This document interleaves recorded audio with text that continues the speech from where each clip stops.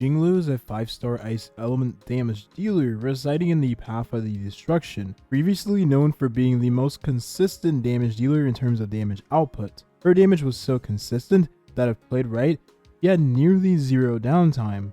It felt as if yesterday Jingliu was the benchmark every other damage dealer releasing was hoping to at least come close to. Nowadays, she doesn't even make it in the top 5 damage dealers in all of Honkai Star Rail. In this video, we're going to take a deep dive into the history of Jingliu and find out exactly what happened to this year 1 powerhouse. Early Honkai Star Rail damage dealers would virtually all have some form of drawback in their kits.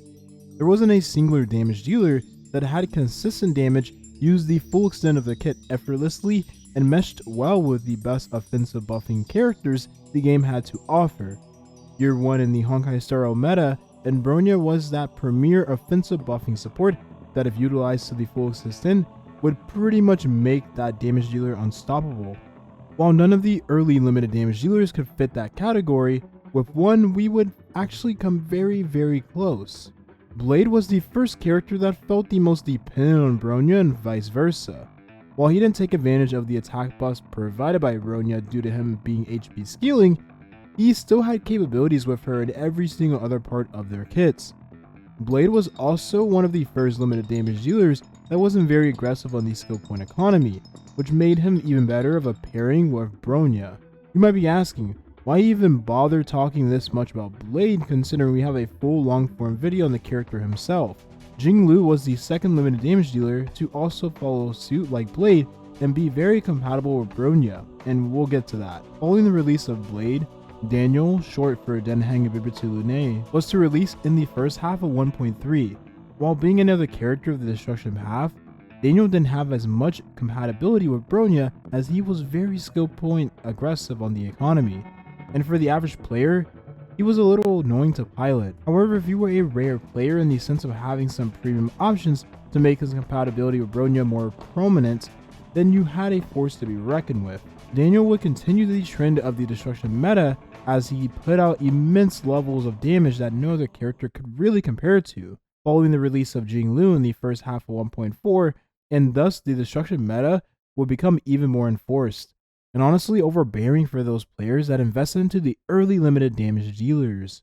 Jingliu, much like Daniel, was in a league of her own when it came to levels of DPS this character could put out. Jingliu, much like Blade, would mesh very well with Bronya, who was a hard staple in the meta for offensive buffing supports. Unlike Blade, Jingliu could abuse the full extent of Bronya's kit and also had one-to-one direct synergy with this character.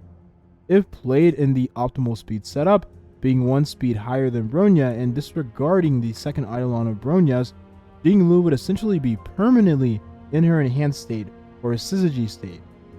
This state was the bulk of Jingliu's damage and would allow her to remain as the most consistent damage dealer in the game, giving the most comfortable and effortless clear times in the Memory of Chaos. Bronya alongside Jingliu would dominate the meta, and with Hela or Ting Yun into the mix, this character was unstoppable. There was no other team in the game that could be as free-to-play friendly and compete with the sheer DPS output of Jingliu's best team. I mean, you had Daniel, but he was extremely stat hungry and required Bronya having a ton of investment to feel compatible with him, whereas Jingliu got 50% critical rate for free and was skill point neutral for the most part, which gave her enormous selling power over him. Jingliu was also just the most comfortable character to use in autoplay, and for me personally, that was a huge deal. Jingliu was so powerful that she became the crutch character for a lot of players, and considering her sheer amounts of damage output, Hoyoverse would begin to balance the endgame around this, assuming that the average player would have this character in their roster. This alone would contribute to the long-term disastrous state the game finds itself in even to this day. I'll explain this later in the video. Ice Week enemies were ever so present in the Memory of Chaos contents. The reason as to why this is important is that Honkai Star Rail during this point in time had very few ways, if any, that were reliable sources of resistance penetration to give to the team. There was only Silverwolf and Pela, both of which worked with Jingliu, but had this res pen on a single target attack. It worked at the time as there wasn't any AoE scenarios and most combat was featured around blast or 3 enemies at most. All of these things combined would create a situation in which the game was to heavily punish those players for not having this limited character in their roster. This trend would continue on for many patches, and honestly become even more reinforced with the release of Ruame in the first half of patch 1.6. Ruame, being another character of the ice element, would pair nicely alongside Bronya and Jingliu, giving passive damage boosts that took effect as soon as the battle started, while giving very valuable res pen to Jingliu if there was any content that would warrant needing it. Bronya and Ruame gave Jingliu all the damage bonuses she can make use of, as her passive gave her an overwhelming amount of bonus attack percent stats, depending on the max HP of the allies she was with during the battle. There was nothing this character couldn't do, as she had all of the supports necessary. There was nothing this character would ever need further, as her ceiling was met relatively early into the character's lifespan. There was something, however, the character could benefit from to further increase her utilization of the passive state she was in, and with the release of Huo, she would permanently be in that passive state. Energy would give this character more ultimates, which in turn gave Jingliu even more chances to keep her damage uptime. Considering Huo alongside Ting Yun would give a massive amount of energy to not only each other, but Jingliu as well, will give even faster ultimates, but contributed to longer uptime on her max DPS. Considering how strong at this point Jingliu was, dominating all of the Memory of Chaos content, and even perfection with other AoE damage dealers, Hoyoverse would have to respond in some way, shape, or form, because there would virtually be no reason to roll for any other future limited damage dealer. With that being said, Honkai Star's direction would go down that slippery slope that it should have never went down, ever. Considering how dominant Jingliu was over every other damage dealer, Hoyoverse would respond with a brand new damage dealer that would give Jingliu a run for her money. The first anniversary of Honkai Star Rail would feature a mascot of the Honkai IP who was known as Acheron. This limited damage dealer was leagues above any other limited Hoyoverse had released up to this point. Acheron also had her own built-in resistance penetration, which would allow this character to excel in any scenario regardless of the enemy's present weakness types. Acheron also covered a wide range of enemies with her ultimate attack, which was the main source of her damage. This in turn would give Acheron a higher damage ceiling than that of Jingliu, and furthermore, Hoyoverse was to stop shielding Jingliu in the Memory of Chaos content, which in this case was removing the many ice weak enemies in the in-game.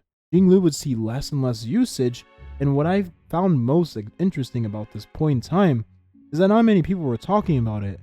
I think part of that is Jingliu still being able to actually clear the contents, which would make people think nothing of it. Considering this new damage dealer was among the most highest theoretical damage in the game, so would the content scale with her to compensate for that. As we were to fast forward into the future, more and more damage dealers were released in Honkai Star Rail, and these characters would also be balanced with Acheron in mind, which meant less and less players would continue to play Jingliu. And Akoni brought a lot of new characters, most of which were valued based on their best team comps. For instance, the 2.2 release of Robin showed that the follow-up team comp would find itself amongst the best team comps in the game, as the damage ceiling was very high. The Super Break team would have all of its best in slot characters to form the team comp, and considering how free-to-play friendly this team was, there was incentive to choose this meta team over non-meta compositions.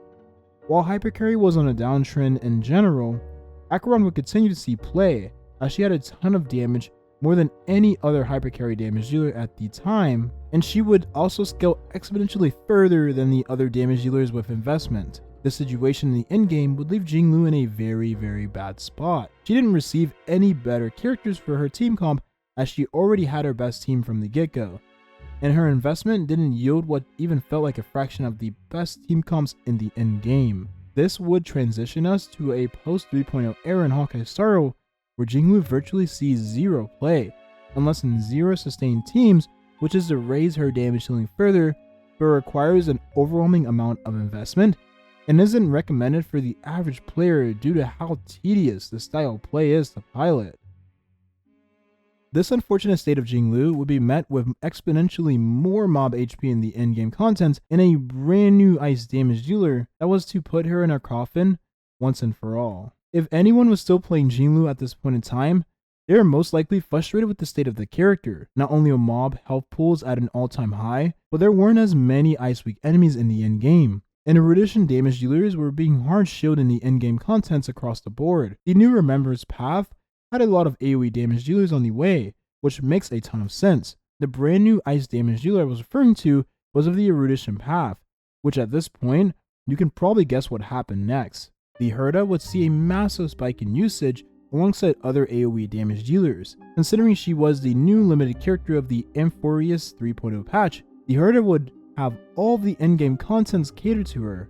I know what you might be thinking. Jingliu was to not see a rise in usage as the contents was way too tanky for her lower damage to keep up with, and there was anywhere from 3 to 5 mobs on the field. That would make Jingliu way too volatile of a character to use, especially when most of these extra mobs would need to be dealt with immediately depending on the conditions of the fight. The Herda just ended up making these situations exponentially easier to pilot, and had a way higher damage ceiling than Jingliu, even in her arguably worst setup. The Herda also had the perk of being more flexible with her current and future team choices. She really did well in dual DPS erudition setups.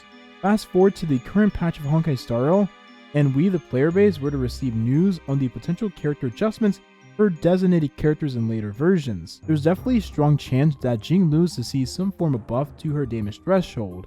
The question then lies when. There isn't too much of an incentive for Hoyoverse to buff Jingliu right away, as she's been endlessly power crept by future damage dealers regardless of the path they were in.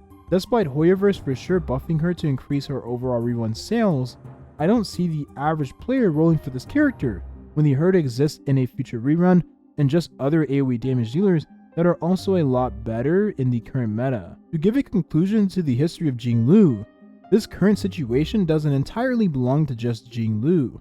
In fact, most damage dealers are in the very same position she's currently in. You either pilot her in the most tedious way possible, or just bench her for the newer and better damage dealers. This is my opinion though, but I think the Herda is way more appealing in every way, including her character design. We'll see what the future may hold when it comes to Jingliu and potential buffs. Thank you for watching, and have a nice rest of your day.